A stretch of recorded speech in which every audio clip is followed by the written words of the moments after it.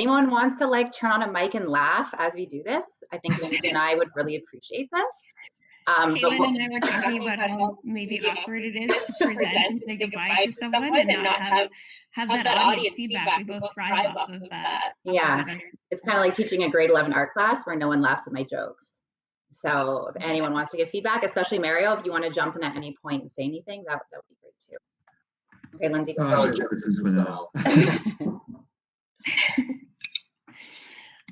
All right, so Caitlin and I said we're here to say goodbye to Mario. It's kind of difficult to do and sum up Mario. He's been here for 22 years, since 1998.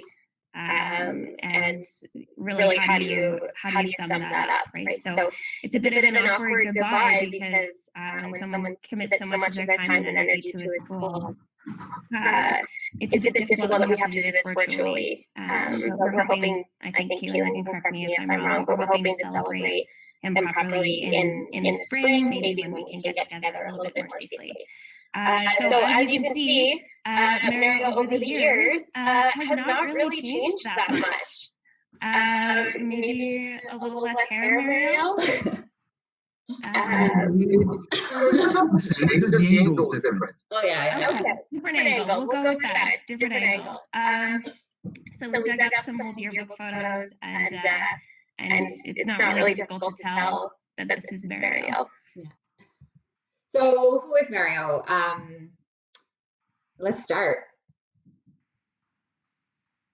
Mario is a proud Quebecois. I don't know if you can tell by his French accent. But Mario's from. You can correct me if I'm wrong, Mario, because I might not have a French accent, by the way.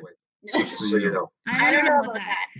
Mario's from Shawinigan or surrounding area, so he never hesitated to take staff and students up to La Mauricie National Park, kind of boasted with pride when we went there, saying, this is where I'm from, lover of the outdoors, proud Quebecois.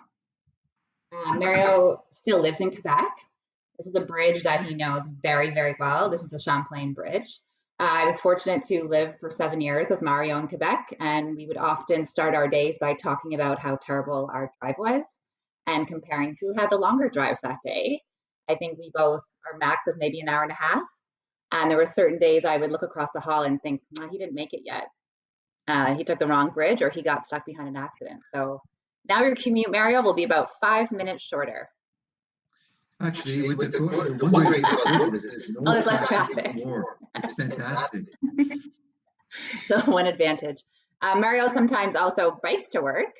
It's about 25 kilometers. Sometimes I'd have to drive him home if it was too hot at the end of the day. But it was pretty impressive that Mario would get on his gear and jump on his bike and go all the way back to Elmer.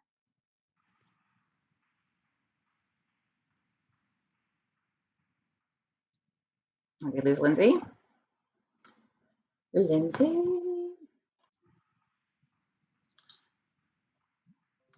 Just so you know, by the way, while I'm doing this, I'm in contact with IT right now about a problem. Thanks, Mario. We're typing back and forth. Yeah, Lindsay lost signal, so I'll just say. Mario was the leader of our outdoor club for many years with lots of different staff, Michelle and Trish, Lindsay. And this is a really quick video of Mario at camp just showing how much he loved the outdoors and his positive attitude when he was with the students. Yay, we've got one. Woo-hoo.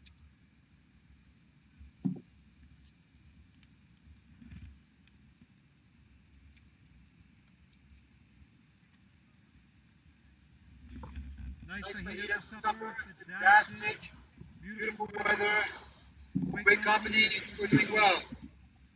We could be stuck by email at home, watching TV.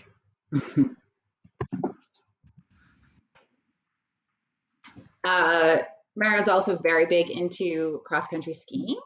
He's an outdoors man, and this is a great quote that Trish sent with us. I'll just read it out. Oh, it's funny, Trish. Yeah, I remember actually. I remember your toes being frozen solid. You have to make it. Sorry, everyone, I'm back. I lost internet connection. Yeah, Yeah, I do remember that. That was actually very interesting. Kevin and I and Trish went on a snowstorm on a supposed to be a short, easy ski trip, turned out to be 30 kilometers.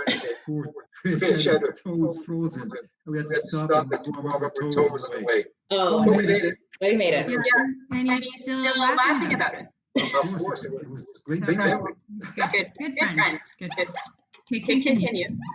So, like Trish, I think I took over after Trish with helping Mario supervise these trips. So I'm very familiar with Trish's experience going these treacherous lengths on cross-country skis, trying to keep up with Mario. And really, there was nothing that held him back. So really, all you had to do was try your best to keep up. So he's a big avid cross-country skier, as many people would know, through organizing different trips. Caitlin, did you read out this quote? Well, I think everyone has read it. Yeah, and then everyone. So I'll go ahead. What's that? I'll go ahead to our next quote. The next quote. Okay. Yeah, go ahead. We'll see a little bit of an example of what it's like to go canoeing with Mario.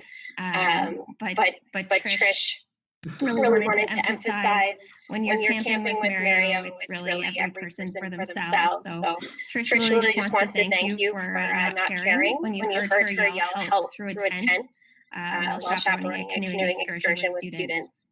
And I just forgot to mention in this one that she actually had a radio alarm. And in the middle of the night at 3 o'clock in the morning, we hear this big alarm going, woo, woo, woo. What the heck is going on? There's Trish in the tent, wondering what the heck. She heard some noise, apparently. Oh my God. Nobody else heard it, only her, but we were woken up by this crazy alarm. Now, the interesting thing about that trip, I should mention, is that Trish had this alarm, which also turned out to be a radio, and that was during if I'm not mistaken, the sixth game of the Sens in the final playoff game when they were in the Stanley Cup, and there was one spot where we could hear the game. There was one station we could get, and that was the one. And there was a group from Cégep Montreal there too. Everyone was around the campfire at night listening to the game. That was kind of cool, actually. I forgot about that, yeah. And so we were all gathered around this, and it was a crank radio. So we didn't have a battery, you just would crank it, and then it was a flashlight, it could do all these things. So yeah, that was really cool. I forgot about that. That's a great memory. I probably should have said that one instead of that you basically left me for dead. Because you had other people in your tent, and I was way over, and something was scratching the tent. Nothing. Yeah, actually, we found out after it was just the branch of a tree and the wind that was scratching your tent. All I remember is hurt feelings. And I think similar to Trish's experience, really, whether it was, this is just a little video of what it looks like when you go through a canoe camping trip with Mario. It's not just a simple canoe camping trip. It's taking you down some significant rapids, even though it's your first time and you might be screaming the entire time. It's an experience. So 30 plus kilometers on cross-country skis, going through some pretty intense rapids, and after a long day of maybe some very fearful moments, Mario would just kind of end the day, kind of like you did in your conversation, Trish, and just saying, see, it wasn't that bad.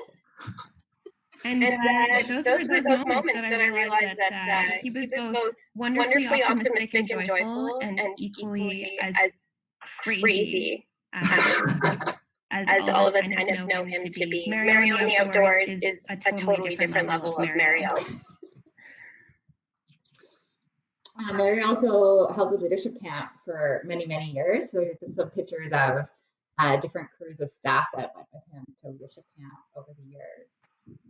There's a couple people who haven't retired yet, I guess, in there. So Mario's still trekking along.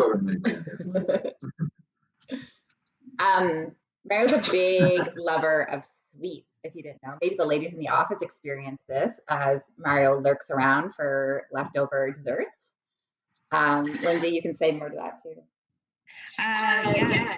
Mario oftentimes would tell me I'm quitting chocolate and giving up chocolate. I'm limiting myself to one piece of dark chocolate a night. But then I think last year that all went out the window where he'd run out and say, hey, I'm going to get a Blizzard. Do you want one? And oftentimes I'd end up with a Blizzard on my desk. I think he knew too that I had a sweet tooth, and I was able to feed into that addiction of his. And I'm blaming Diana with my addiction because I really try hard to quit, but every Monday, Diana had to make those nice sweet there. So it was really tough. But I just learned that the board is, I thought I was going to get away from that. But apparently now there's two people who provide sweets on a weekly basis. So there you go.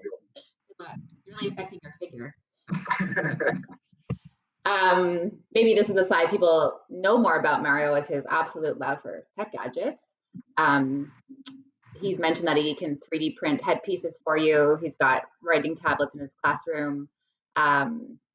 His lab is set up. He all does everything himself. He really, really loves tech equipment. He's got everything to do a broadcasting studio. Because ours was one of the first schools I know of that had a green screen. His classroom is set up like a studio. He really loves tech gadgets. This year he added a t-shirt printing, or a couple of years ago, a t-shirt printing press, and he'd buy this really specific printer, I think from the UK, that could print white ink, very specific. And did I mention he loves buying tech gadgets? He also bought a drone for the school. There's VR headsets that some of you might have tried out. An animation suit, because we really need an animation suit. Lindsay, what else is in there? Anything else? I went the other day and showing me all the equipment that I should be familiar with as I maybe go over some of the arts courses. And he said, here, and he holds up, it's like a little handle, and he goes, this is a 3D scanner. And I'm thinking, what do we do with it? Look, it's fantastic. Look at that. He's in the desk. You've got this great 3 pieces of head that I scanned of Mike Gervasi and all these people. It's fantastic. You can do a lot of things with this scanner. We're very excited. The thing is that when it comes to the outdoors and tech gadgets, it's no holds barred for Mario. Yeah, that's like anything goes. Mary, on a personal level, I'd like to say thank you for letting me use your printer in your classroom for 10 years and for letting my students come in almost every single day to use it as well. And thanks to Tara, who finally brought in a printer for my classroom after sharing Mario's for 10 years. I just want to mention, by the way, the bill has not been paid by your department. Yeah, I don't think we ever paid for said ink on the printer that we used. So thank you very much. But I think it was just an excuse to go talk to you every day. It was a sneaky way to get into your classroom. Mara's a very social man as well. I love these pictures of him back in Mother Teresa back in the day with the ladies. I'm noticing Mara was the only man in all these pictures. Dressing up, never, ever, ever misses a social event. I can't think of a Christmas party or a year-end party or a TJF or a morning coffee when Mario was not there, right? Mario, have you ever missed a party? I don't know. I missed a couple, but a couple over 22 years is not much. I was thinking Mario is always there and always rely on a chat with Mario at the party. And Lindsay, I'll let you say this. One thing that I've always really appreciated about Mario, and Trish summed it up perfectly, is anytime he was organizing social events, so after school, cross-country ski trips on the Gatineau Hills, we could always count on him to have a backpack full of whether it's fondue equipment or food. There's always chocolate in there and a good bottle of wine. And he was more than happy to carry that up the hills for us to ski it up, and always gung-ho and ready to be the host, get people together, gather, socialize, really in the spirit of just creating that community, like Trish said in that quote. It's such wonderful memories with Mario. Some quotes that we just came up with. Mario's big quote of the year is "No stress, no stress." And thanks for leaving behind so many great gadgets. We're really excited to get our hands on them and have control of them now that you're gone. Lindsay has some concern about being the tech person. And Trish wants to know if the board's going to speed up to you. Oh my goodness. And I think as I was going through some footage of some GoPro footage of Mario that he captured on a lot of our outdoor trips, I came across this gem. He would just document everything.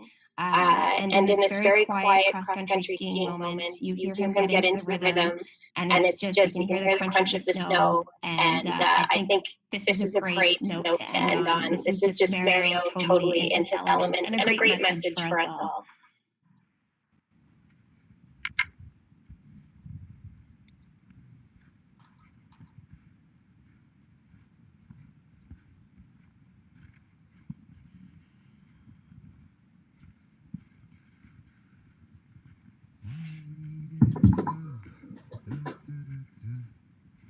Oh, I forgot about this.